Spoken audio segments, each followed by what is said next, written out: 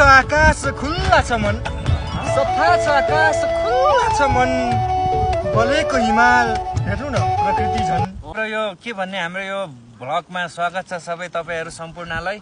अब आज चाहिँ मैले फरक तरिकाले भिडियो बनाउँदैछु। अब स्पेशली मेरो एडिटर भाइ रञ्जन उपाध्याय भाइ, सधैँ मेरो भिडियोमा एडिटरको काम गरिराखेको मेरो भाइ, अनि मेरो आज डाइरेक्टर मेरो भिडियोको क्यामेराम्यान चाहिँ आज छुटेको छ, काम व्यस्तताले उहाँ आउनु पाएन। अनि म चाहिँ आज मेरो मात्रै कति भिडियो बनाउने भनेर मेरो एडिटरको भिडियो बनाउँदैछु आज चाहिँ। अब मेरो एडिटर भाइ चाहिँ पहिल्यैबाट मैले थाहा पाएँ अनुसार चाहिँ उस स्कुल लेभलदेखि नै कविता भन्ने, गजल भन्ने मेरो भाइ, अनि कहिले ऊ चाहिँ भिडियोमा आउनु मान्दैन। त्यही भएर आज चाहिँ मेरो भाइको कविता कस्तो लाग्छ म भाइलाई भन्नु लाउनेछु, भाइले भन्ने छ, तपाईहरुले सुनेर चाहिँ प्रतिक्रिया दिनु होला प्लिज है। कम्पलसरी खासै तयारी गरेर लेखेको होइन दाइ, होइन, मैले अहिले भर्खर लेखेको एउटा सानो गजल छ। मैले गजल भन्छु, मैले भनेको गजलबाट तपाईँले मेरो भाव बुझ्नुपर्छ है दाइ, ल हुन्छ नि? Okay sure sure sure please. ल है दाइ, मेरो गजल सुरु भयो। 1 2 3 स्टार्ट। सफा छ आकाश खुल्ला छ मन, सफा छ आकाश खुल्ला छ मन, बलेको हिमाल हेर्नु न प्रकृति झन्, बलेको हिमाल हेर्नु न प्रकृति झन्, खोजिरहेछ गुराँसले फरक परिवेश, खोजिरहेछ गुराँसले फरक परिवेश, संगीतमय दुनियाँ अनि वातावरण, संगीतमय दुनियाँ अनि वातावरण। अब दाइ अब मैले केही भन्नुपर्छ हजुरलाई?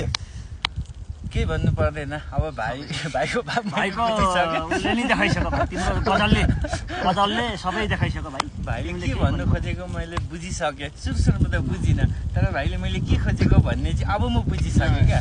अब भाइले खोज्यो भन्ने बित्तिकै मैले गीत गाउनु पर्ने यो कन्डिसनमा चाहिँ।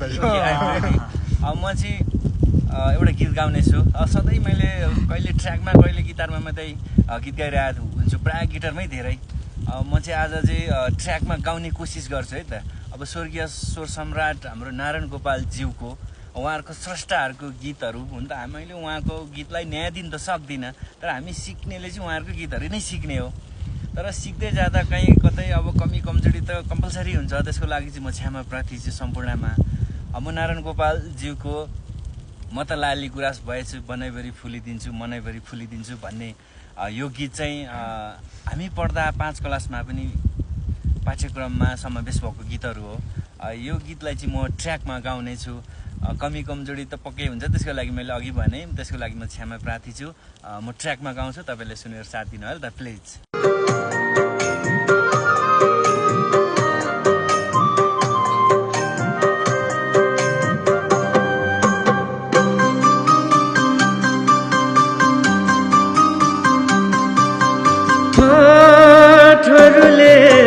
कसलाई पुग्छ भिरमा पनि फुल दिन्छु,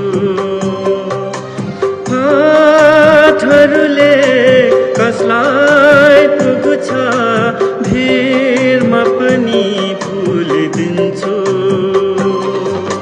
खुसी मात्र कहाँ हुन्छ, खुसी मात्र कहाँ हुन्छ, पीरमा पनि फुल दिन्छु, म त लाली गुराँस भएछु, म त लाली गुराँस भएछु।